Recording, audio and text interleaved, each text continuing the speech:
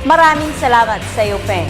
Sa iba pang balita, tinagsa naman ng maraming tao ang Carabao Festival sa Pulilan, Bulacan, kung saan itinampok ang parada ng mga kalabaw at iba pang aktibidad. Ito'y bilang pag-aalalay na rin kay San Isidro Labrador, ang patron ng mga magsasaka. Narito ang report ni George Bandola.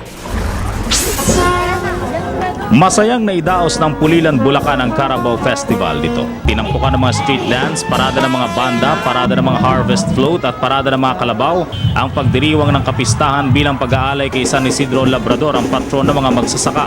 Ayon sa mga taga-Pulilan, taon-taong ginagawa ang pagdiriwang.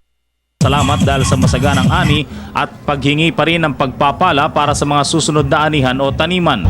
Dahil isa sa mga rice-producing town ng Pulilan, kinikilala rin ng mga ito ang kabayanihan ng mga hari sa bukid o ang kalabaw. Sa kasukdulan ng parada, pinaluluhod ang lahat ng mga kalabaw sa mismong simbahan ng San Isidro.